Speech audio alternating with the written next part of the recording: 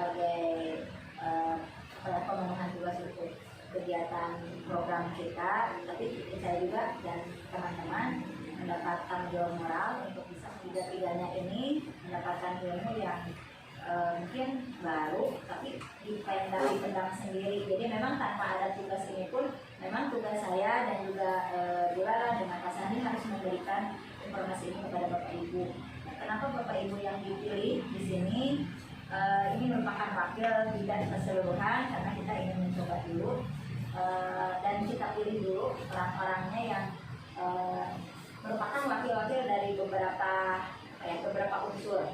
Kalau kesiswaan mungkin karena berkenaan sekali dengan siswa, kemudian kurikulum berarti ke Ibu Lina, ke Bu Yuli, kemudian rekan-rekan di sini ada wali kelas dan juga sebagai orang-orang pendidik yang memang nantinya akan bisa menularkan apa saja yang kita sampaikan. Yang pertama, pada intinya untuk program kita ini yang sedang kita ikuti ini yang selama 9 bulan, pada intinya adalah membedah tentang paradigma tentang pendidikan, dan yang kelompok utamanya di dalam program ini salah satunya adalah kelompok pendidikan kita Gajah Dewantara. Gajah Dewantara dengan segala macam filosofinya yang sangat dalam. Kita selalu melihat anak itu ada yang berantem, ada yang jahil, ada yang kesiangan terus, ada yang tidak mengerjakan PR, ada yang di kelasnya itu leha-leha malah ngantuk kayak gitu. Itu jangan sampai langsung divonis oleh kita mereka itu bersalah. Mungkin saja ada kebutuhan-kebutuhan yang tidak mereka penuhi atau mereka tidak bisa dapatkan sehingga mereka melakukan hal tersebut. Jadi di sini kita memposisikan mereka sebagai pradupat mereka yang memiliki masalah itu. Di sana kita harusnya menggali apa yang sebenarnya mereka inginkan, apa yang terjadi, apa yang mereka inginkan, dan dari kebutuhan yang hilang itu bagaimana solusinya supaya kebutuhan itu bisa didapatkan oleh mereka. Apa saja kebutuhan dasar murid itu? Sebetulnya hanya ini: kemampuan bertahan hidup, adanya cinta kasih, rasa memiliki dan dimiliki. Kemudian ada penguasaan, ada kesenangan, dan kebebasan. Ini yang menjadikan dasar bagi murid-murid itu melakukan tindakan-tindakan yang menurut kita itu beda ya dari kebiasaan yang normal. Nah, dengan cara seperti ini, ada anak yang tadinya dekat sama kita karena nyaman, mungkin merasa nyaman dengan kita. Setiap yang kita ajarin, terus ada soal dia selalu nomor 1. Tapi karena ada suatu hal yang mungkin dia tidak disenangin, terus disuruh sama guru tersebut. Jadi kebalikannya, jadi benci ke guru tersebut. Itu harus gimana menyikapi anak yang seperti itu? Itu berarti cinta kasih, kesenangan, kebebasan, atau bertahan hidup, atau penguasaan. Kira-kira apa yang tadi kasus kebebasan? Itu lebih kepada karena ada pemaksaan, dia yang tidak sesuai dengan keinginan dirinya sendiri, kemudian dia dipaksa dan akhirnya dia jadi antipati terhadap guru tersebut. Cinta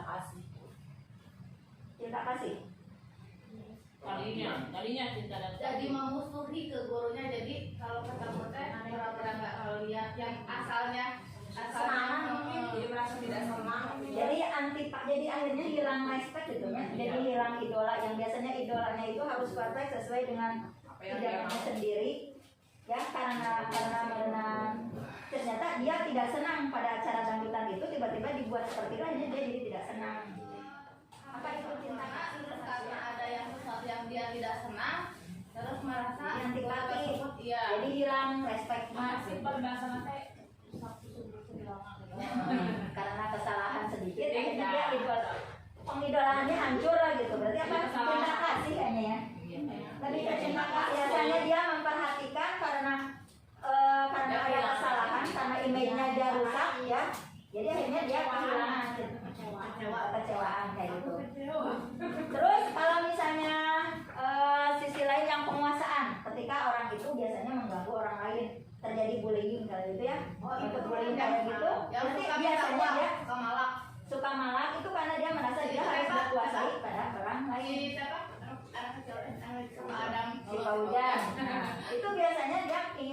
menguasai. Nah, yang si Pak Hujan kasusnya apa? Apakah cinta kasih atau penguasaan? Asalnya cinta kasih dari keluarganya kurang kasih sayang, jadi ke orang lain, jadi menguasai orang lain. Jadi itu teh sebagai pelampiasan karena dia kurang perhatian dari keluarga, jadi akhirnya dia berusaha untuk melakukan tindakan-tindakan yang seperti dia ingin menguasai orang lain. Yang membuli orang itu dia nggak mau orang lain membuli orang Itu korban saya. itu buat saya aja korbannya. Berarti rasa memiliki. Saya berteman sama Rara nggak boleh sama yang lain. Nah, itu penguasaan. Betul, itu penguasaan. Ada lagi yang contoh kesenangan. Saya emang nggak suka pelajaran ibu soalnya bosan bu asik. Ya, jadi akhirnya dia mengganggu-ganggu main di luar. Itu kesenangan. Kemarin kasusnya di kelas ya, lagi nerangin anak menjawab ponsel, padahal dari awal masuk udah dikasih tahu HP-nya kalau belum ibu minta untuk membuka aplikasi tidak diaktifkan gitu, di silent aja. Pas kita lagi nerangin, anak itu menjawab panggilan telepon dan itu tidak darurat sama sekali gitu ya, itu dari orang tuanya. Anak tidak permisi dulu, tidak minta izin dulu, hanya langsung mengangkat dan di saat di tengah-tengah saya sedang menerangkan gitu. Udah lakukan teguran, udah disampaikan bahwa tidak seharusnya seperti itu gitu. Matikan saja apapun, kalau udah dimatikan panggilan pun tidak akan masuk gitu. Pas yang kedua kali masih di menit-menit berikutnya dia langsung ke bawah mau jawab panggilan, kirain udah melek gitu ya. Terus disimpan di mana? Masih belum selesai gitu. Ya ternyata ya mungkin apakah teguran saya juga takutnya mungkin ada yang salah gitu dalam penyampaian tegurannya, atau mungkin ya nyambung ke yang tadi dikiranya teguran kita dikira aman-aman, ternyata setelah membahas yang tadi ada hal-hal yang tidak seharusnya diungkapkan, diucapkan atau disampaikan ke anak dengan cara-cara ketika misalkan menegur di hadapan teman-temannya kan, misalkan ya mungkin karena respect kita seperti tadi kata Umi, ketika ya dihakimi jangan sampai di depan teman-temannya karena itu akan merobek harga dirinya dan itu malah jadi merasakan identitas gagal seperti itu. Jadi dia merasa oh saya ini ternyata orang yang selalu menjadi pembuat onar dan sebagainya, merasa tidak dihargai.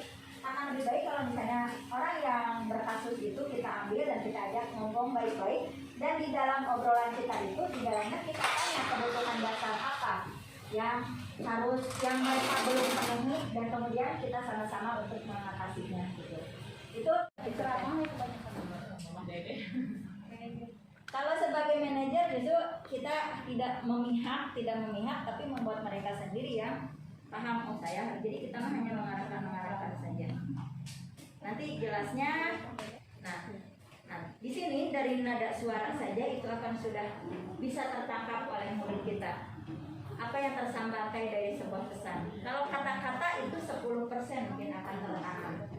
Dari nada suara itu naik 35%, pesannya akan nyampe. Dan akan lebih tertanam kalau secara bahasa tubuh kita. Kalau misalnya kata-kata kamu jangan begitu, seharusnya kamu lebih bagus itu, ya tidak akan dia boro-boro nggak dengarkan gitu ya. Tapi kalau sudah rada naik, sebaiknya kalau rada intonasi naik mungkin dia dengarkan, tapi hanya 35%. Tapi kalau dengan gerakan kita, tapi jangan sampai langsung plak gitu.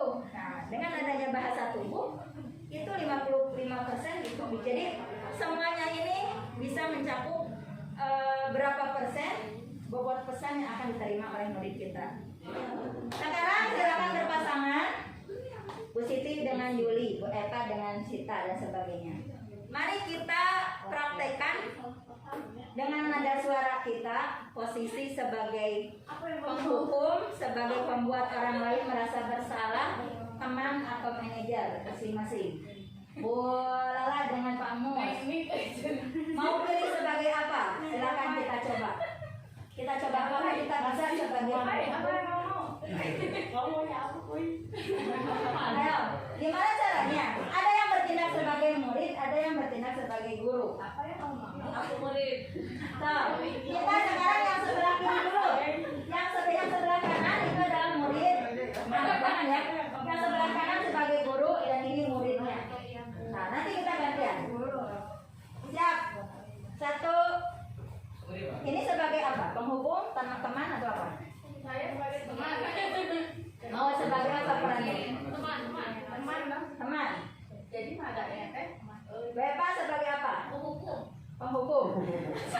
Membuat orang tidak merasa bersalah ya. Membuat orang terus sebagai Enggak, maksudnya aku murid. manajer. Saya ikutnya proses. Boleh, kita praktekkan aja. Jangan teori tapi akhirnya mah susah untuk mempraktekannya. Contoh dulu. Contoh dulu, Bu Yuri. Pasangan Bu Yuri dan Bu Siti. Saya gurunya. Ya. Apa yang Bu Siti sebagai apa? Bu Siti sebagai guru. Ya. Hari ini kamu tidak mengerjakan PR. Berarti kamu harus lari lapangan 2 kali. Nah, itu berarti posisi kontrol sebagai penghukum. Sudah benar? Penghukum? Iya, karena langsung menghukum gitu ya, menghukum untuk lari. Hari ini kamu kesiangan. Karena kamu kesiangan, kamu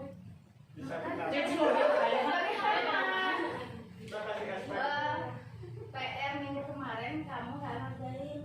Itu gara-gara apa? Gara-gara dapat chat dari Bebe. Jadi ya, kamu di kelas bengong aja diputusin pacarnya. Iya, Bu. Sudah seperti itu sebagai teman? Ya, makanya bingung ya. Kalau teman itu biasanya sebagai teman tuh diajak Sharing, ngobrol. diajak sharing. Ibu mihak pada kamu. Saya Apa masih seperti panjang? Kita baru berulang tadi. Kita juga episode. Enggak, posisinya Reni yang membuat kita merasa bersalah. Jadi karena di kelas itu Nah. siswa jadi punduh bu ke sekelompok sama sahabatnya, terus sama itu ditanya kamu kenapa sendirian, terus siswanya itu mau jawab enggak, ini kita di kelas kan jadi gak enak, kita kenapa jadinya, terus temennya gara-gara gak sekelompok, ya tuh nggak apa-apa temennya nanti ke ini ya sekelompok bareng, habis itu udah baikan. Nah, itu posisinya berarti ini sebagai apa? Yang membuat merasa bersalah, jadi siswanya merasa gak enak ke teman-teman lain, jadi mereka mau baikan. Bisa seperti itu? Nah, sekarang sebagai manajer, tahu ibu dua enak. Sebagai manajer tuh, contohnya yang tadi berantem keduaan. Ibu sebagai manajernya gimana? Kenapa sih lu bertanya aku? Kemudian lihat diri. Sekarang cerita satu-satu. Ini pacarnya. Tadi kenapa bisa disebut sama? Dia bisa bilang aku. Kamu kurang perhatian sama pacar kamu. Kayaknya bukan dia memang maunya sama seperti dia aja. Ini kenapa kan ini bersahabat? Deklan, sekarang baru aja. Jadi masalah percaya. Ya, ini posisi manajer sudah benar ya. Jadi ditanya pihak ini, tapi tidak memihak. Jadi yang berwenang menanyakan faktor-faktor masing-masing mengungkapkan alasannya kenapa, yang ini alasannya kenapa, tapi tidak langsung ya kamu salah, yang ini harus enggak gitu, tapi masing-masing diutarakan alasannya, kemudian nanti tetap sebagai penentu kebijakannya adalah guru sebagai manajer gitu. Kalau pembuat merasa bersalah mah langsung saya kecewa sama kamu, kenapa kamu kesiangan, kamu itu seharusnya menjadi teladan bagi anak-anak, bagi siswa yang lain. Kamu ini KM, kamu ini, akhirnya dia jadi terpuruk karena merasa bersalah. Kalau menjadi teman, berarti dia diajak dulu oleh kita. Saya tahu kamu bersalah, tapi tidak ibu juga sama suka melakukan seperti itu. Terus sudah kita sebagai kamu cerita kepada ibu apa masalahnya, terus gitu. Tapi lama-lama karena ada pembelaan dari gurunya terus, akhirnya dia menjadi ketergantungan. Ketika dihukum oleh orang lain, dia merasa bingung karena si temannya itu, si ibunya itu nggak ada gitu. Dan apalagi kalau yang penghukum seperti tadi Bu Siti, karena dia terus dihukum-hukum terus, akhirnya orang yang dihukum itu kan semakin lama semakin bebal, tidak akan kapok-kapok karena nanti juga dihukum. Sebenarnya untuk saya pribadi, sebenarnya mau melaksanakan ini. Seperti kalau misalkan di kelas mengamati anak satu menanyakan ini kamu kenapa nggak PJJ masalahnya apa, itu mau kita lakukan. Tapi berhubung kita kan ada waktu, ada tergantung waktu dan materi. Jadi kita nggak bisa melaksanakan itu secara 100% gitu. Paling bisa melaksanakan lihat anak ini sama-sama tidak ada baru Hanya kasus-kasus orang yang paling sama sering aja ya. gitu ya, baru kita sebenarnya mau semuanya gitu ya. Dan itu yang menjadikan bahan untuk program kita itu. Nanti di sini program ini kan nanti akan menghasilkan kurikulum yang baru. Nah, kurikulum yang baru itu akan berbeda dengan kurikulum yang kurikulum 2013 yang terlalu banyak muatannya dengan 11 mata pelajaran sebagainya. Akan dibuat suatu kurikulum yang nanti lebih berpihak kepada murid, lebih simpel dan nanti hanya memuat mungkin materi-materi esensi saja, tapi lebih memperhatikan kepada kebutuhan anak, kebutuhan murid. Nanti itu pertemuan kita nanti. Ini ada informasi memang yang sangat menarik dan cukup disampaikan, tapi kalau sekarang tidak akan cukup waktunya. Jadi itu nanti bahasan kita pada kita ke depan. Karena saya juga harus menyampaikan, kami juga harus menyampaikan seperti apa nanti langkah-langkah dari hasil dari ini kan, apalagi yang harus disampaikan lagi. Nah, tadi kan sudah disampaikan kalau kita ingin membuat mereka itu melaksanakan apa yang ingin kita dapatkan dari murid-murid kita berdasarkan kesadaran sendiri, berarti mereka harus meyakini nilai-nilai kebajikan apa yang harus dipenuhi dan dengan sadar mereka laksanakan tanpa adanya sanksi atau hukuman. Itu disebut sebagai keyakinan kelas. Dan mungkin di sini Bapak Ibu, mari kita sama-sama belajar untuk menyusun keyakinan kelas yang nanti bisa dipraktekkan di kelas masing-masing. Ya, jadi kita minta Bu Lala bisa memberikan kita simulasi saja. Di dalam keyakinan kelas itu berarti ada nilai-nilai kebajikan yang akan kita munculkan, tapi tidak bersifat larangan, tidak bersifat perintah, gitu ya. Dan kita coba untuk membuat satu orang satu saja. Nanti kita gabung dengan yang lainnya dan itu jadi contoh. Yang saya kasih contoh begini, kami lebih nyaman bila membuang sampah pada tempatnya. Kami merasa nyaman bila membuang sampah pada tempatnya. Jadi jangan dilarang membuang sampah. Kami merasa aman bila kami menyeberang di sebelah kiri. Seperti itu. Sok aina cobian hiji wes. Nanti kita gabungkan, nanti kita bacakan masing-masing itu keyakinan atau belum. Mudah-mudahan ini bisa dipraktekkan nanti di kelas masing-masing, bisa dibuat ditempel di kelas masing-masing.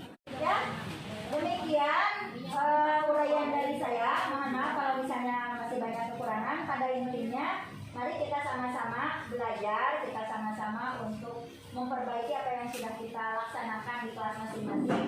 Dan ini merupakan salah satu paradigma yang mungkin semuanya adalah untuk anak kita, untuk murid-murid kita. Terima kasih atas perhatiannya. Assalamualaikum warahmatullahi wabarakatuh.